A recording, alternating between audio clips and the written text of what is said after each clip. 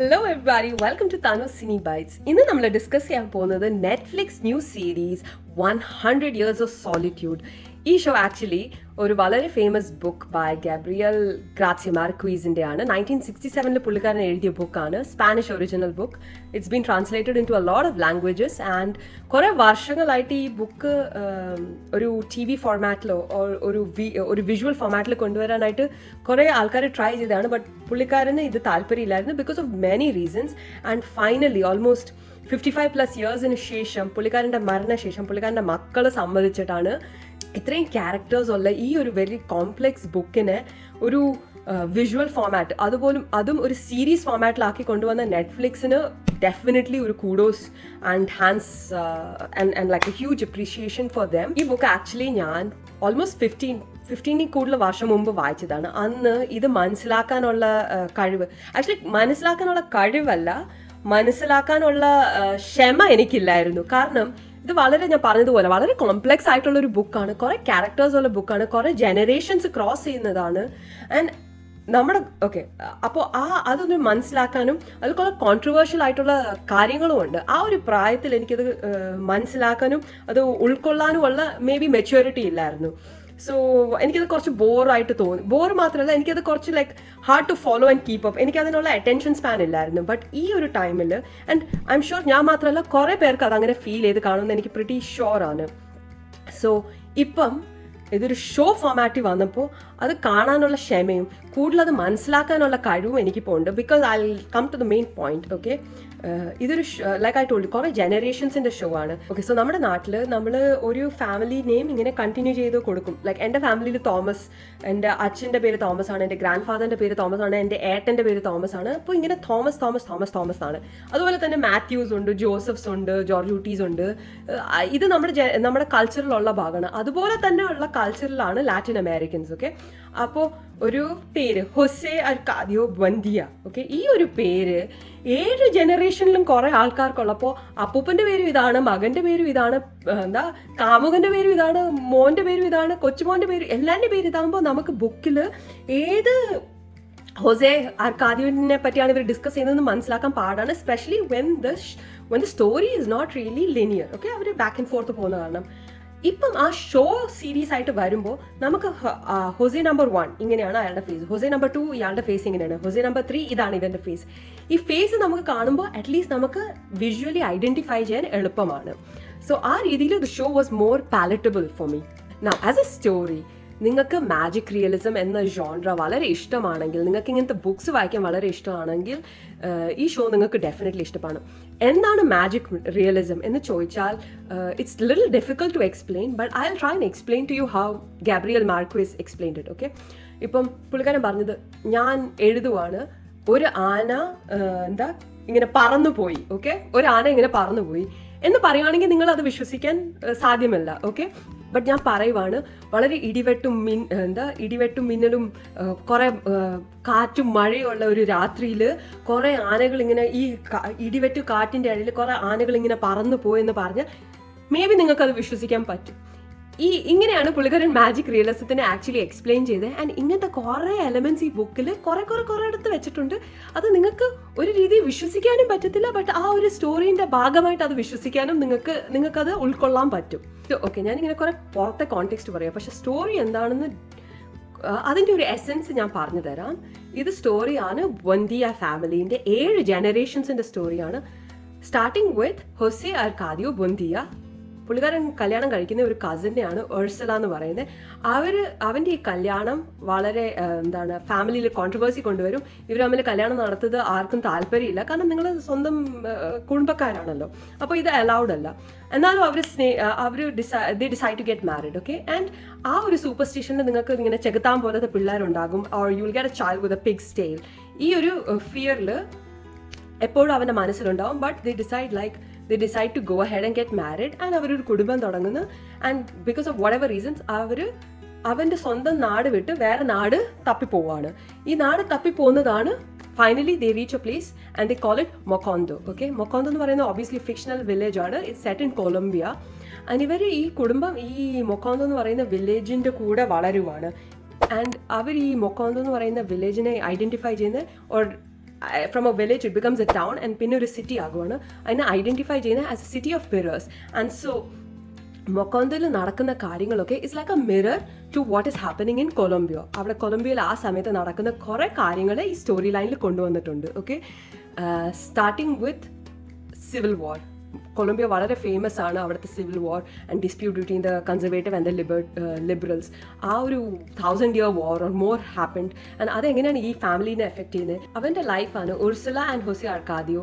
അവൻ്റെ characters over time എങ്ങനെയാണ് evolve ആവുന്നത്, അവർ വേറെ ഔട്ട്സൈഡ് വേൾഡുമായിട്ട് അവർ എങ്ങനെയാണ് ഇൻഫ്ലുവൻസ് ആവുന്നത്. Because a lot of gypsies come into the town and അവരത് കാരണം എങ്ങനെയാണ് ഇൻഫ്ലുവൻസ് ആവുന്നത്, എസ്പെഷ്യലി ഹോസെ അർക്കാദിയോ. ആൻഡ് ഇവൻ്റെ മക്കൾ വളരുമ്പോൾ ദ 3 of them. ഓക്കെ, അവൻ്റെ ക്യാരക്ടറിസ്റ്റിക്സ് എങ്ങനെയാണ്? വളരെ ഡിഫറെൻറ്റ് ക്യാരക്ടേഴ്സാണ് 3 പേർക്കും. അവർ ആ ടൈം ലൈനിൽ എങ്ങനെയാണ് ഇവോൾവ് ചെയ്ത് മാറുന്നത് വളരെ ഡിഫറെൻ്റ് ആണ്. ഇതിൻ്റെ ഇടയ്ക്ക് റെബേക്ക എന്ന് പറയുന്ന ഒരു ഡിസ്റ്റൻറ്റ് കസിൻ വന്ന് അവൻ്റെ കൂടെ നിൽക്കും. അപ്പോൾ ആ പുള്ളിക്കാരിൻ്റെ dynamics with this young daughter Amaranta, അവർ തമ്മിലുള്ള ഒരു ജലസി, ഫ്രെനമി, കോൺഫ്ലിക്റ്റ്, ഇതൊക്കെ വളരെ അണ്ടർസ്റ്റാൻഡിങ് ആണ്. പിന്നെ ഇവർ വളർന്നു വരുമ്പോൾ അവൻ്റെ മക്കൾ എന്താണ് നടക്കുന്നത്, ആ ഒരു ടൈമിൽ അവിടുത്തെ പൊളിറ്റിക്കൽ സിനാരിയോ അവരെ എഫക്റ്റ് ചെയ്യുന്നത് എങ്ങനെയാണ് ഈ പിള്ളേരെല്ലാം എഫക്റ്റ് ആവുന്നത്, അത് ആ ടൈം ലൈനിൽ. അതിലും കുറേ ഹൊസേമാരുണ്ട്, കുറേ ആർക്കാദിയോ ഹൊസേസ് ഉണ്ട്, കുറേ ഒറേലിയാനാസ് ഉണ്ട്. അപ്പോൾ അങ്ങനെ മൊത്തത്തിലൊരു അവിയലാണ്, ബട്ട് നിങ്ങൾക്ക് എൻജോയ് ചെയ്യാൻ പറ്റും. ലാറ്റിൻ അമേരിക്ക വളരെ ഫേമസ് ആണ്. കുറേ ഡിക്റ്റേറ്റേഴ്സ് ഉണ്ടായിരുന്നു അവൻ്റെ രാജ്യങ്ങളിൽ. അപ്പോൾ അതിൽ ചില ക്യാരക്ടേഴ്സ് ഡിക്റ്റേറ്റർഷിപ്പ് റൂൾസ് എടുക്കാൻ തുടങ്ങും ആൻഡ് ചില ക്യാരക്ടേഴ്സ് വാറിൽ ഇൻവോൾവ് ആവും. പിന്നെ obviously there is something like forbidden love. എന്താ, നിങ്ങൾക്ക് നേടാൻ പറ്റാത്ത പ്രേമത്തിൻ്റെ പുറകെ നിങ്ങൾ പോകും. ഓക്കെ, അതിൻ്റെ ഇടയ്ക്ക് 2 സിസ്റ്റേഴ്സ് ഉണ്ട്. അവർ തമ്മിലുള്ള ജലസി, ഒരാൾക്ക് കൂടുതൽ അറ്റൻഷൻ കിട്ടുന്നു, ഒരാൾക്ക് കൂടുതൽ കാര്യങ്ങൾ എളുപ്പത്തിൽ കിട്ടുന്നു. അപ്പോൾ മറ്റേ കൊച്ചിനുള്ള ആ ജലസി, ആ കുറേ ഫാമിലി ഡൈനാമിക്സ് ഓരോ ജനറേഷൻസിൽ കൂടെ വളരെ ബ്യൂട്ടിഫുള്ളി ആണ് അവർ കാണിച്ചിരിക്കുന്നത് ഈ ബുക്കിൽ.